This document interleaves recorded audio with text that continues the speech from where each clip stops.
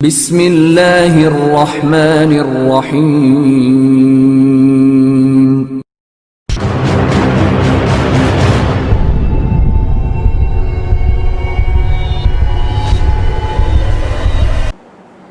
سادہ لو مسلمانوں کو پھانسنے کے لیے قادیانی لوگ اپنے آپ کو مسلمان ظاہر کرتے ہیں، جبکہ ان کے عقائد اور نظریات کفریہ شرکیہ ہیں۔ یہ الگ ایک موضوع ہے اور اس کے اوپر کئی کتابیں بھی مسلمانوں کی طرف سے طبع ہو چکی ہیں، ان کو دیکھا جا سکتا ہے۔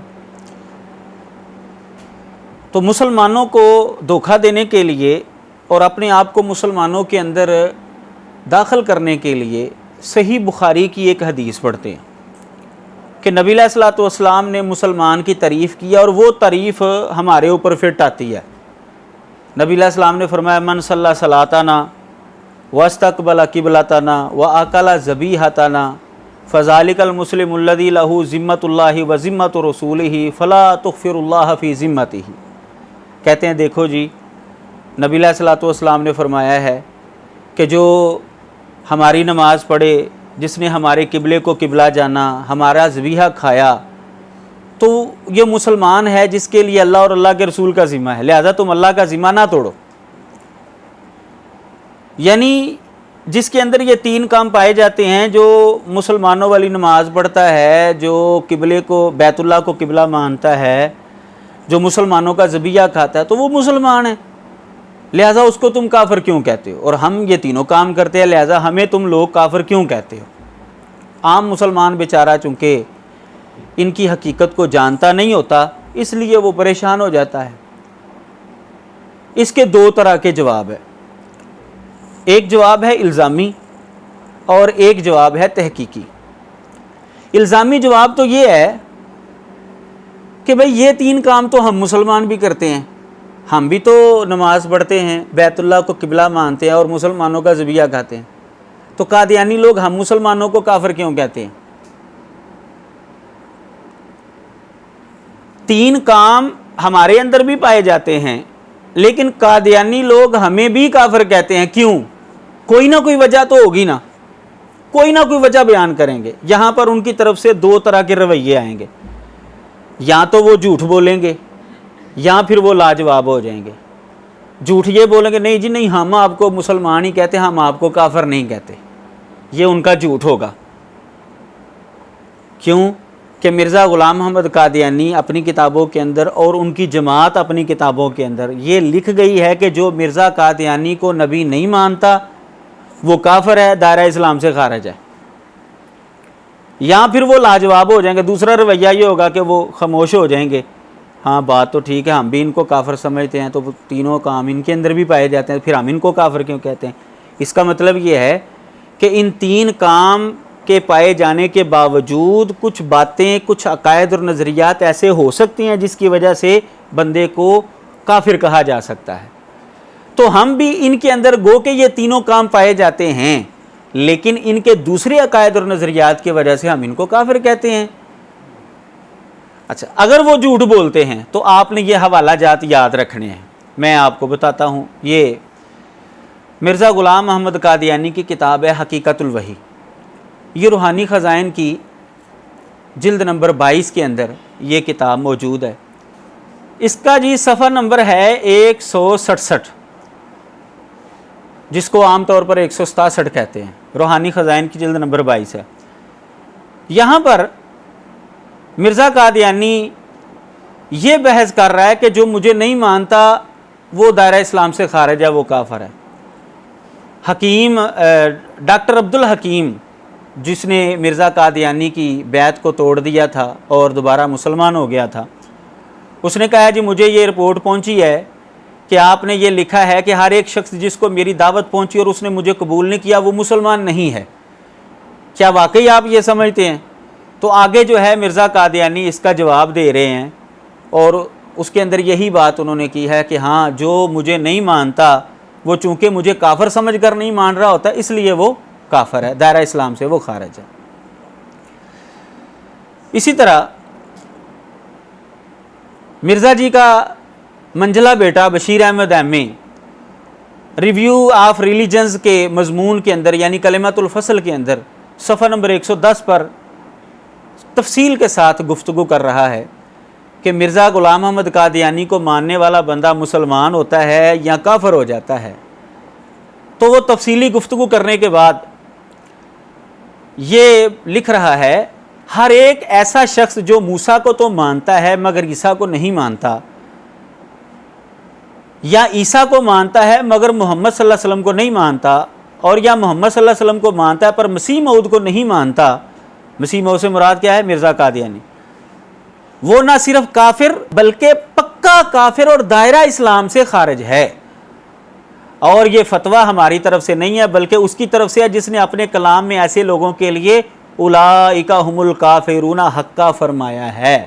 فتدبروا، پھر آگے انہوں نے لکھا فتدبروا، غور کرو اس بات پر کہ جو محمد صلی اللہ علیہ وسلم کو مانتا ہے لیکن مرزا غلام احمد قادیانی کو نہیں مانتا، وہ کافر ہی نہیں بلکہ پکا کافر ہے اور دائرہ اسلام سے خارج ہے۔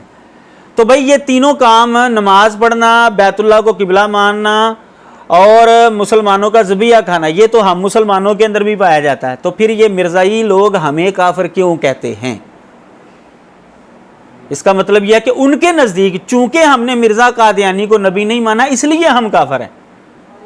اس کا مطلب یہ ہوا کہ یہ تین کام پائے جانے کے باوجود بعض عقائد اور نظریات کی بنیاد پر اس بندے کو کافر اور دائرہ اسلام سے خارج قرار دیا جا سکتا ہے، اور یہی ہمارا مدعا ہے کہ گو کہ تمہارے اندر یہ تین کام پائے جاتے ہیں لیکن چونکہ تمہارے عقائد اور نظریات کفریہ ہیں، تم نے ایک جھوٹے آدمی کو نبی اور رسول مانا ہے، بنیادی جو ان کا ہمارا اختلاف ہے، اس وجہ سے ہم تم کو دائرہ اسلام سے خارج مانتے ہیں۔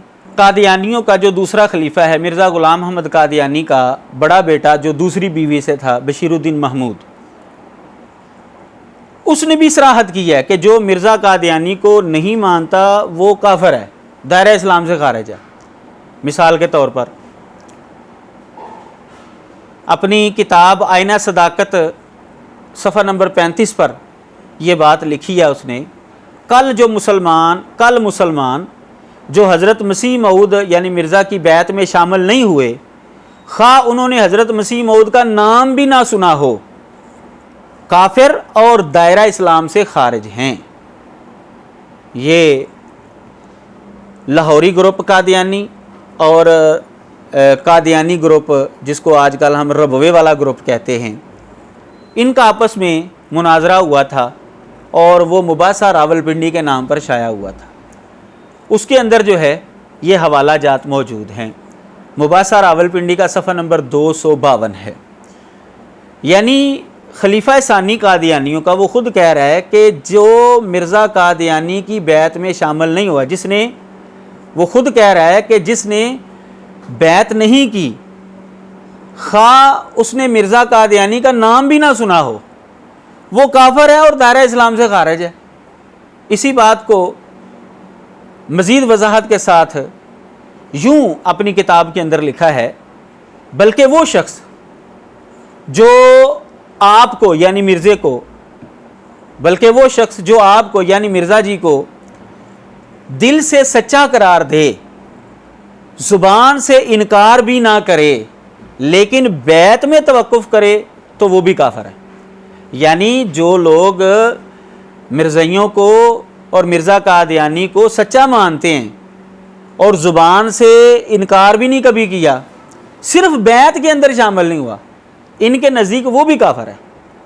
یہ میاں محمود کی کتاب ہے، مسلمان وہ ہے جو سب ماموروں کو مانے، یہ اس کی ایک تقریر تھی اور اس نام سے وہ شائع کی گئی تھی۔ یہ بھی مباحثہ راولپنڈی صفحہ نمبر 252 کے اوپر یہ حوالہ موجود ہے۔ مرزا غلام احمد قادیانی صاحب خود اپنی کتاب کے اندر نزول مسیح جو کہ روحانی خزائن کی جلد نمبر 18 کے اندر موجود ہے، اس کا صفحہ نمبر ہے 382، وہاں پر خود لکھا ہے انہوں نے جو میرے مخالف تھے ان کا نام عیسائی اور یہودی اور مشرک رکھا گیا۔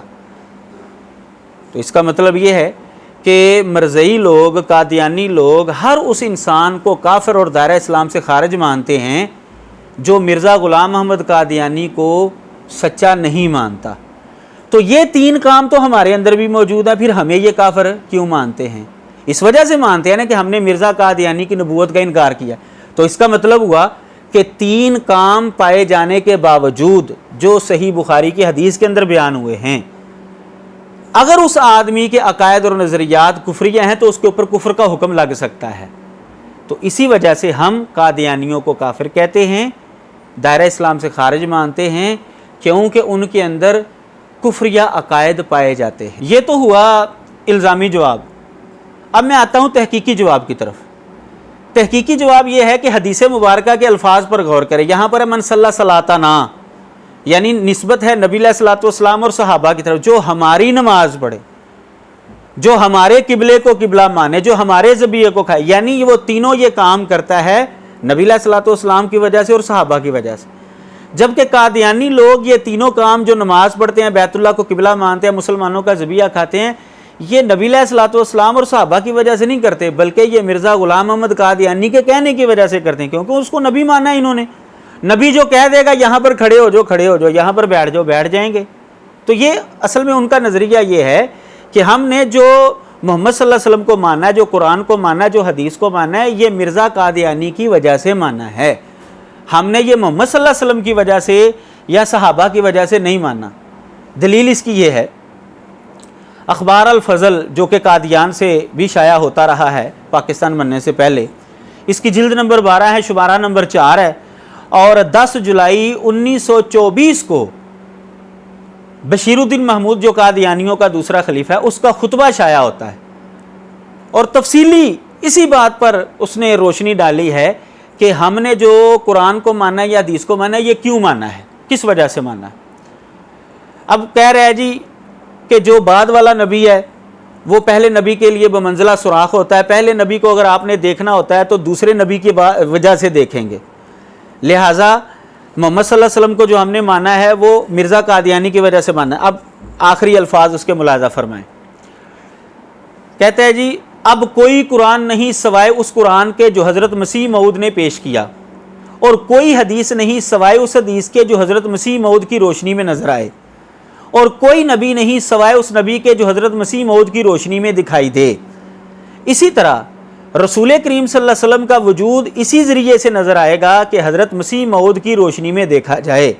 اگر کوئی چاہے کہ آپ سے علیحدہ ہو کر کچھ دیکھ سکے تو اسے کچھ نظر نہ آئے گا. ایسی صورت میں اگر کوئی قرآن کو دیکھے گا، یعنی مرزا قادیانی کو چھوڑ کر اگر کوئی قرآن کو دیکھے گا، تو یہ قرآن یہدی من یشاء، یعنی ہدایت دینے والا نہیں بلکہ یضل من یشاء، گمراہ کرنے والا ہوگا. یہ قرآن اس کو گمراہ کر دے گا. اسی طرح حدیثوں کو اپنے طور پر پڑھے گا تو وہ مداری کے پٹارے سے زیادہ وقت نہیں رکھے گی. اب دیکھیں کہ مرزے کے بغیر اگر آپ حدیثیں کو پڑھیں گے، بخاری مسلم کو پڑھیں گے، تو ان کے نزدیک وہ مداری کے پٹارے جیسی ہیں، اس سے زیادہ اس کی وقت نہیں ہے. اب آگے خود حوالہ دیتا ہے، کہتا ہے حضرت مسیح موعود فرمایا کرتے تھے، یعنی مرزا غلام احمد قادیانی کہا کرتا تھا، حدیثوں کی کتابوں کی مثال تو مداری کے پٹارے کی ہیں. جس طرح مداری جو چاہتا ہے اس میں سے نکال لیتا ہے، اسی طرح ان سے جو چاہو نکال لو. ایک تو حدیث مبارکہ کی یہ دیکھے توہین کر رہے ہیں، یہ ایک الگ موضوع ہے، لیکن جو ہمارے موضوع کے متعلقہ ہے، جو ہمارا فی الوقت جو ہماری جو فی الوقت بات چل رہی ہے، اس کے مطابق یہ بات سامنے آتی ہے، اس کے مطابق یہ نظریہ سامنے آتا ہے کہ ان کے ہاں نماز، روزہ، حج، زکوٰۃ، حتیٰ کہ قرآن، حدیث، حتیٰ کہ محمد صلی اللہ علیہ وسلم بھی انہوں نے مرزا قادیانی کی وجہ سے مانا ہے. جبکہ حدیث مبارکہ کے اندر مسلمان اس کو قرار دیا گیا ہے جو محمد صلی اللہ علیہ وسلم اور صحابہ کی طرف اپنی نسبت کرتا ہے. من صلی صلاتنا واستقبل قبلتنا واکل ذبیحتنا، یہ جو نون الف نا ہے متکلم کی ضمیر، جمع متکلم کی، یہ محمد صلی اللہ علیہ وسلم اور صحابہ کی طرف ہے. تو جو ان کی وجہ سے یہ کام کرتا ہے وہ مسلمان ہے. جو کسی اور کی وجہ سے ان کو نبی مانتا ہے، کہ مرزے کی وجہ سے ماننا ہے، قرآن کو ماننا ہے، حدیث کو ماننا ہے، کسی اور مدعی نبوت کی وجہ سے، یہ حدیث اس کے متعلق نہیں ہے.